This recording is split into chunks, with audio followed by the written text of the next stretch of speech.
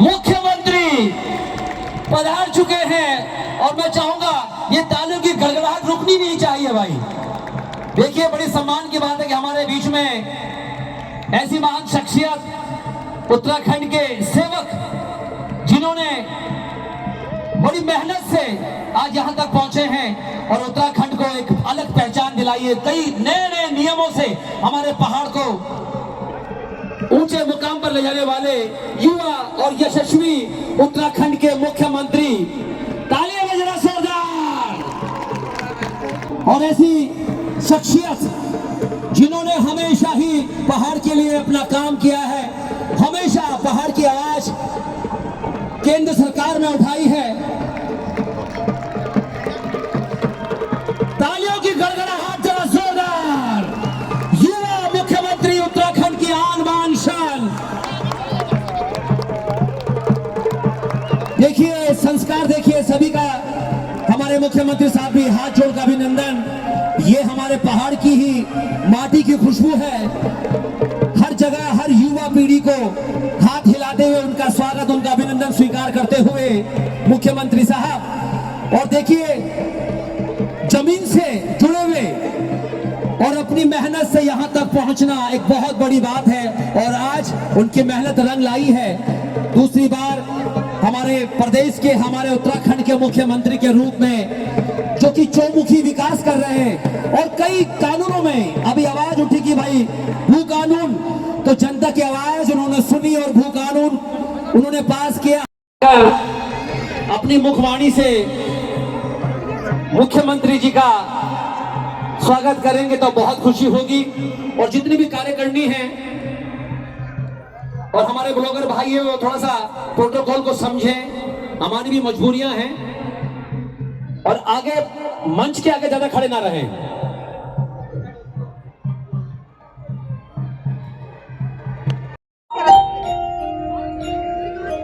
हमारे बीच हमारे उत्तराखंड के तेजस्वी, हमारे ओजस्वी, हम सबके प्रिय और मेरी बेटी वैदेही के तो सबसे प्यारे हमारे मेरे बड़े भाई श्री पुष्कर सिंह धामी जी। और आपको देख के तो हमें लगता है कि हमारा उत्तराखंड बहुत ही सुरक्षित हाथों में महफूज है। तो आइए ज़्यादा विलंब न करते हुए, क्योंकि आपका समय बहुत कीमती है, एक बहुत सुंदर पहाड़ी खसियारी गीत आप लोगों के बीच में ला रही हूँ मैं। तो आप अपना हाथ की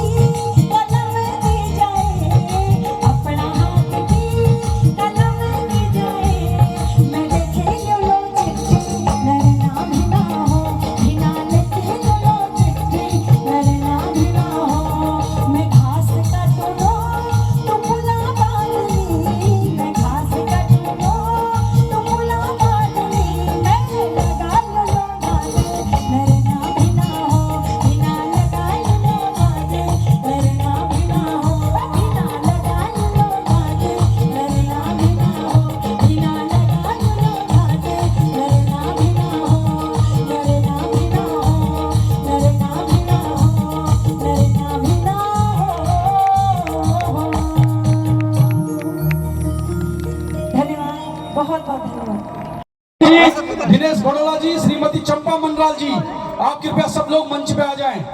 मैं चाहता हूं कि माननीय मुख्यमंत्री जी का भव्य और दिव्य स्वागत हो। हरि ओम ओम स्वस्ति न इंद्रो वृहदाधर्वाः स्वस्ति नः भोगा विश्ववेदाः स्वस्ति नस्तार्कटो अरिष्टाने स्वस्ति नो बृहद्वतिर्दधातु। जयन्ती मंगला काली भद्रकाली कपालिनीं दुर्गा क्षमा शिवा धात्री स्वाहा सुधा नमस्तुते। जय त्वां देवी चामुण्डी जय भूतादिहारिणी जय सर्वगति देवी कालरात्रि नमस्तुते। करकलित कपाला कुंडली दंडपाणि तमरतिल भ्यालयोपवीति कार्तुषमेध प्रियार विघ्न विचेतु हि दुर जयति वटुकनाथा सिद्धिदा साधिकानां श्रीदेवी भैरवनाथाय नमः। है कि आपने यूसीसी लागू करके उत्तराखंड में देश को, पूरे देश को संदेश दिया है कि पूरे देश में यूसीसी लागू किया जा सकता है। एक बार सब लोगों से अनुरोध करूंगा कि खड़े होकर के यूसीसी के लिए माननीय धामी जी, माननीय मुख्यमंत्री जी का अभिवादन करें। बहुत बहुत धन्यवाद। नमस्कार। जय हिंद, जय भारत। धन्यवाद माननीय मंत्री जी। और अब मैं आपके बीच में देवभूमि के शेर युवा मुख्यमंत्री आदरणीय पुष्कर सिंह धामी जी को निवेदन करता हूं कि आप सबको आशीर्वाद वचन दें।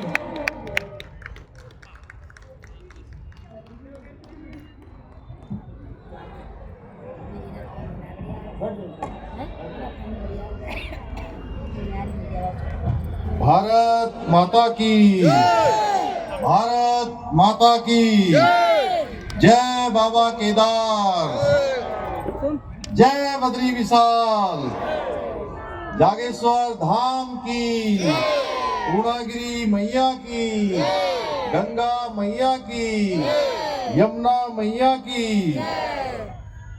आज पर्वतीय प्रवासी जन कल्याण समिति गाजियाबाद द्वारा आयोजित उत्तरायणी मैक्रेन महोत्सव में अभी आप सब लोगों ने जिनको सुना, इस क्षेत्र के बहुत ही लोकप्रिय विधायक और उत्तर प्रदेश सरकार में कैबिनेट मंत्री आदरणीय सुनील शर्मा जी, उत्तरायणी मैक्रेनी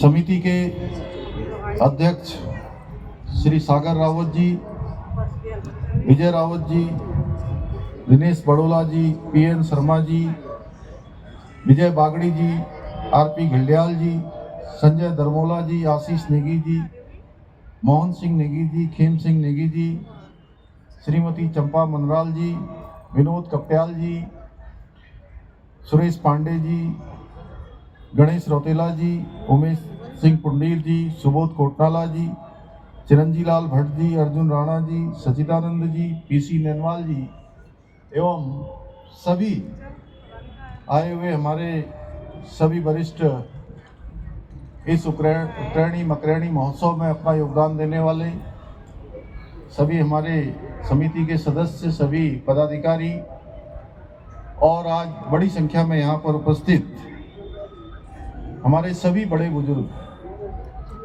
सभी उपस्थित माताएं, बहनें, मेरे सभी युवा नौजवान साथियों, पत्रकार मित्रों एवं छायाकार बंधुओं, मैं आप सभी का इस उत्तरायण मैक्रेनी कौतिक महोत्सव में आप सबकी इतनी बड़ी संख्या में आप सब यहाँ पर उपस्थित हुए हैं।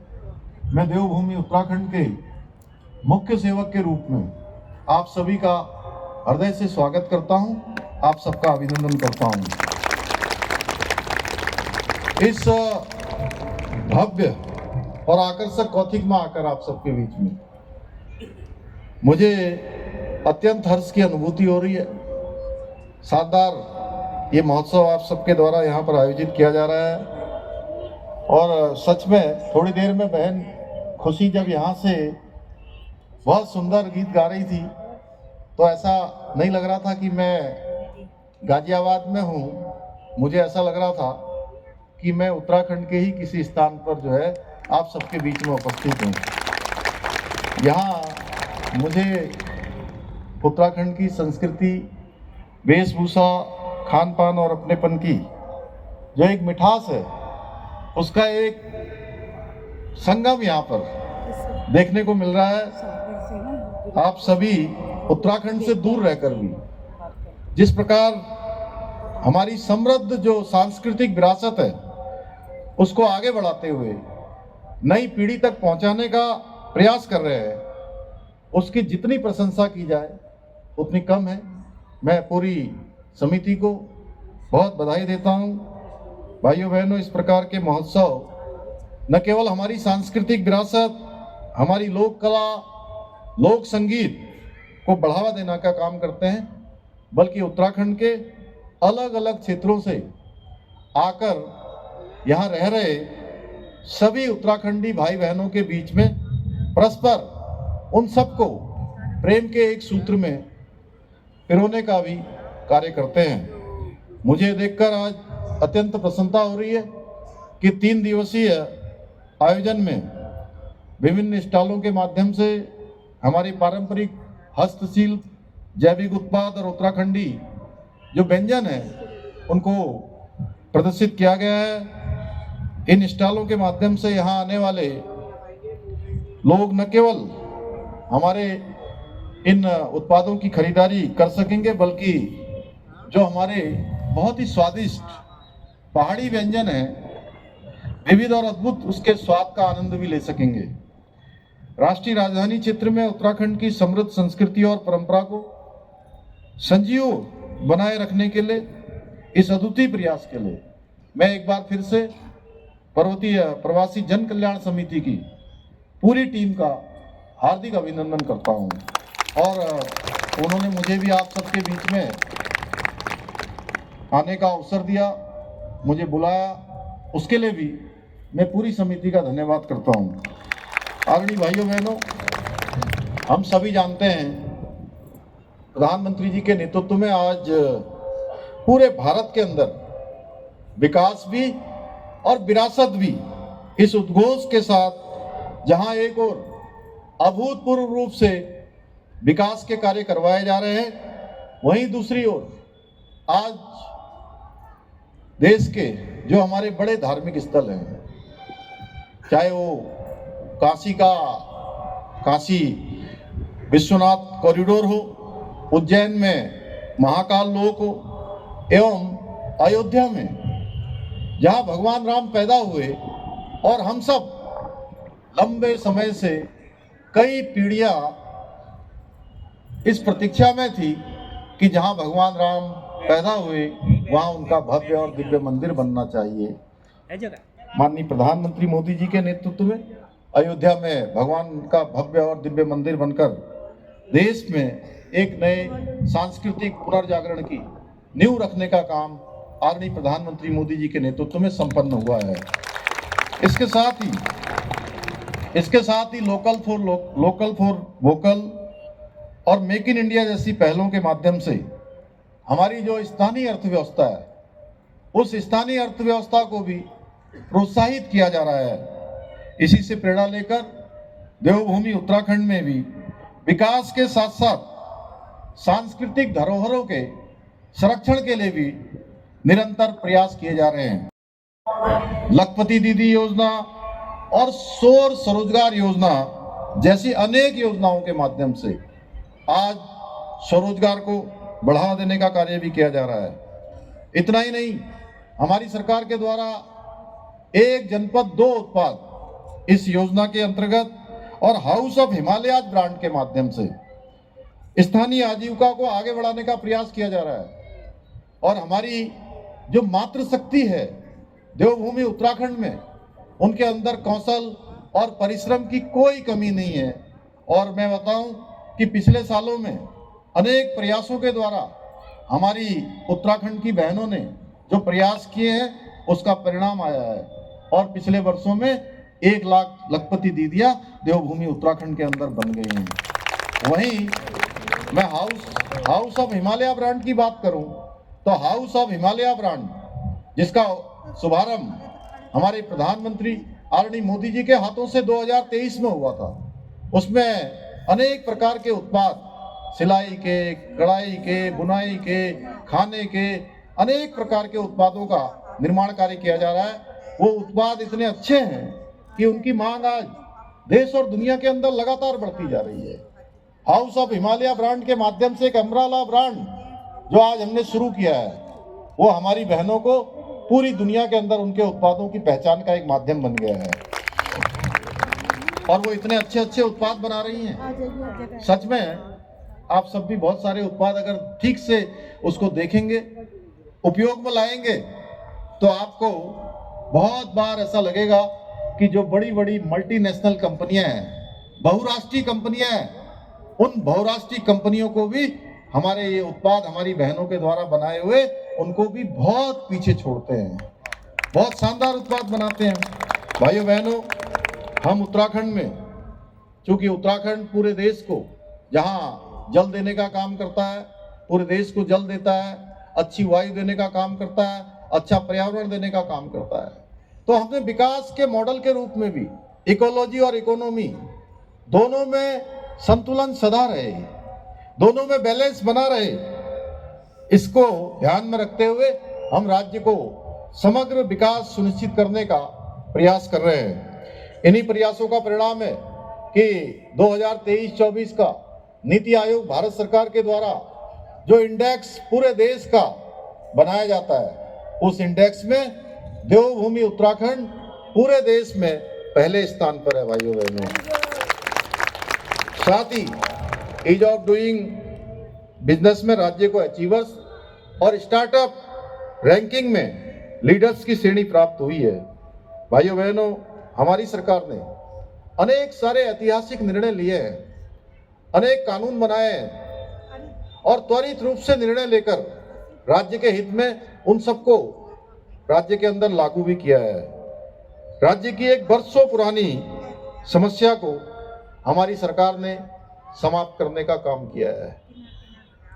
आप बता सकते हैं क्या, कोई जो हमारे युवा होंगे वो जानते हैं कि भू कानून भी बनाया, लेकिन आए दिन जो परीक्षाओं में धांधली होती थी, पेपर लीक की समस्या थी। भाइयों बहनों, उस पेपर लीक की समस्या को हमने जड़ से समाप्त करने का काम किया है और प्रदेश के अंदर जो नकल माफियाओं का पूरा तंत्र चलता था, उस नकल माफिया के तंत्र को जड़ से उखाड़ फेंकने का काम किया है। 100 से ज्यादा नकल माफियाओं को जेल की सलाखों के पीछे भेजने का काम किया है। गरीब माता पिता के होनहार बच्चे, बेटे और बेटियां जो परीक्षाओं में भाग लेते थे, योग्यता, क्षमता और प्रतिभा होने के बावजूद भी उनका चयन नहीं होता था। भाइयों बहनों, हमने जो नकल का कानून लागू किया, उसका परिणाम हुआ कि जिनका कई वर्षों से परीक्षाएं देने के बाद भी जिनका चयन नहीं हो रहा था, जब से हमने ये नकल का कानून लागू किया है, अब एक ही परीक्षा में बैठने वाले एक ही बेटे और बेटी को 4-4 और 5-5 परीक्षाओं में सफलता प्राप्त हो रही है। 4-4, 5-5 जगह उनको चयन का अवसर मिल रहा है। उनका आत्मबल बढ़ा है, आत्मविश्वास बढ़ा है। उनके माता पिता की जो गाड़ी कमाई, अपनी दैनिक दिनचर्या की चीजों को कम करके अपने बच्चों की जो तैयारियां करवाते थे, उनके अंदर भी एक विश्वास लौट कर आया है। इसका परिणाम हुआ है पिछले 3 साढ़े 3 वर्षों में हमने 20,000 से भी ज्यादा सरकारी नौकरियों में अपने बेटे बेटियों को, भाई बहनों को, उनके चयन में उनको सफलता प्रदान हुई है। और इतना ही नहीं, एक भी प्रकरण कभी कोई न्यायालय में नहीं गया, एक भी नकल का मामला नहीं आया भाइयों बहनों। यह अनवरत रूप से ये काम आगे बढ़ रहा है। इतना ही नहीं, मैं आपको बताऊं, मैंने 4 जुलाई 2021 को मुख्य सेवक के रूप में इस दायित्व पर काम करना शुरू किया और उस समय प्रदेश के अंदर 24,000 रिक्तियां खाली थी और हमने संकल्प लिया था कि ये 24 की 24,000 रिक्तियों को हम भरेंगे भाइयों बहनों। और अब हम 20,000 का आंकड़ा पार कर चुके हैं। आने वाले समय में और भी जो रिक्तियां हैं हम उसको भी लगातार भरेंगे। भाइयों बहनों, हमारी सरकार उत्तराखंड के सांस्कृतिक मूल्यों और डेमोग्राफी को संरक्षित करने के लिए भी संकल्पबद्ध होकर काम कर रही है। इसके लिए हमने प्रदेश के अंदर धर्मांतरण रोधी कानून बनाया है कि अब कोई भी धर्मांतरण राज्य के अंदर नहीं कर पाएगा। उसको जिलाधिकारी की परमिशन लेनी होगी और 10 साल तक की सजा का प्रावधान कर दिया है। इतना ही नहीं, आपने देखा होगा एक हल्द्वानी के बनभूलपुरा क्षेत्र में हमारे प्रशासन के लोगों पर, हमारी पुलिस के लोगों पर कुछ लोगों ने उनके ऊपर उपद्रव करने का प्रयास किया था, तोड़फोड़ करने का प्रयास किया था, उनके ऊपर हमला करने का प्रयास किया था। हमने प्रदेश में अब कोई दंगा करना तो दूर, इसके बारे में सोचेगा भी नहीं, हमने दंगा रोधी कानून भी वहां लागू कर दिया है। लव जिहाद, लैंड जिहाद और थूक जिहाद जैसी घृणित मानसिकता के खिलाफ भी हमने देवभूमि उत्तराखंड में कठोर कार्रवाई की है। और इतना ही नहीं, अभी सुनील शर्मा जी ने यहाँ से कहा, देवभूमि उत्तराखंड के हर एक नागरिक को ये गौरव प्राप्त हो गया है कि देश की आजादी के बाद देवभूमि उत्तराखंड देश का ऐसा पहला राज्य बन गया है जो हमारे देश की आजादी के बाद और बाबा साहब अंबेडकर जो संविधान के अनुच्छेद 44 में जिसका प्रावधान कर गए थे कि सबके लिए एक समान कानून होना चाहिए, वो गंगोत्री देवभूमि उत्तराखंड से शुरू हो गई है और आने वाले समय में पूरे देश को इससे लाभ मिलने वाला है। और अभी मैं जब पूछ रहा था तो हमारे कुछ युवा साथियों की आवाज आ रही थी भू कानून। भाइयों बहनों, हमने ये भी वादा किया था कि प्रदेश की जो हमारी धरोहर है, हमारी जमीनें हैं, उनको हम खुर्द बुर्द नहीं होने देंगे, उनको बर्बाद नहीं होने देंगे। उत्तराखंड राज्य के मूल अस्तित्व से कोई समझौता नहीं करेंगे। और हम इस बार विधानसभा के सत्र में हमने एक सशक्त भू कानून भी प्रदेश के अंदर लागू कर दिया है।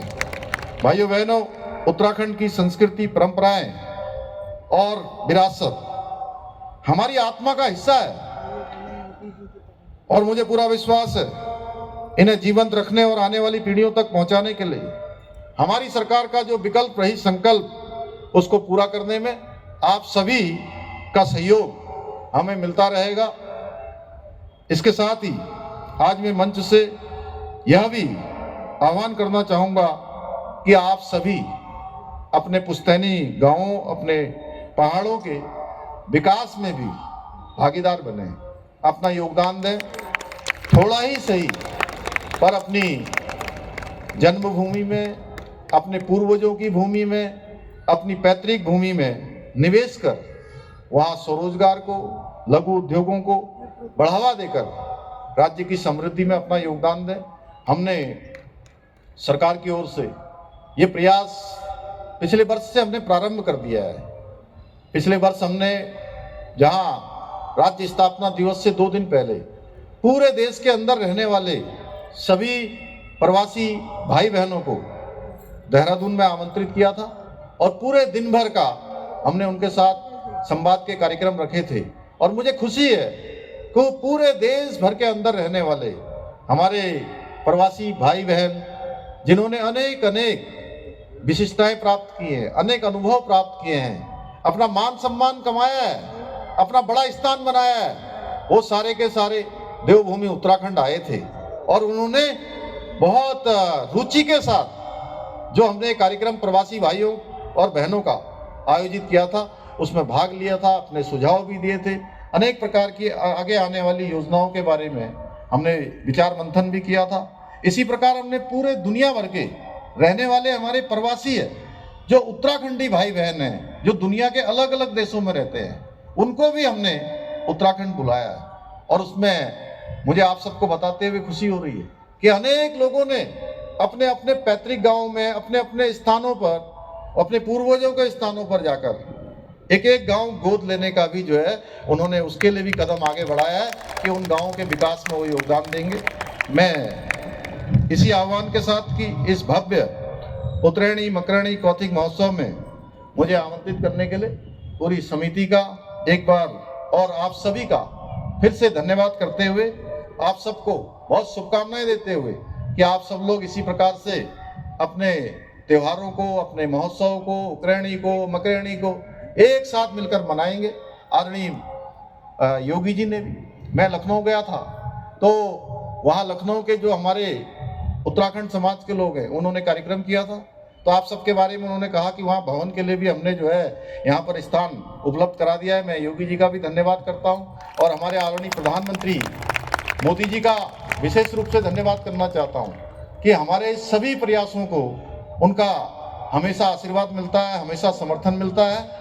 और इस वर्ष जो हमने राज्य में शीतकालीन यात्रा प्रारंभ की है, उस शीतकालीन यात्रा में आदरणीय प्रधानमंत्री मोदी जी भी, हमारे 6 तारीख को उनका प्रस्तावित कार्यक्रम है, मुखवा जो हरसिल में माँ गंगोत्री का जो शीतकालीन स्थान है, उस शीतकालीन स्थान में पूजा करेंगे और इस शीतकाल यात्रा में सम्मिलित होकर पूरी देश दुनिया का जिस प्रकार से वो कहीं भी आते हैं, चाहे वो हमारे देश का जो अंतिम गांव कहा जाता था माणा गांव हो या अब जो देश का पहला गांव हो गया, वहीं से उन्होंने उद्घोष किया था कि ये माणा गांव देश का अंतिम गांव नहीं होगा, देश का पहला गांव होगा।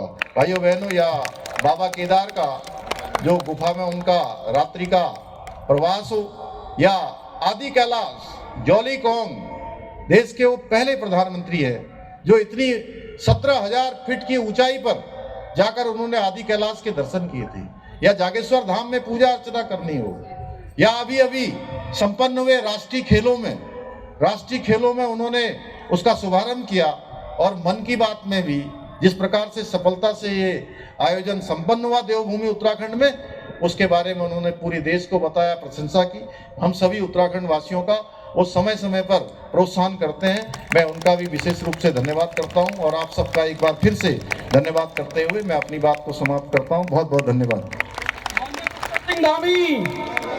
माननीय पुष्कर सिंह धामी, माननीय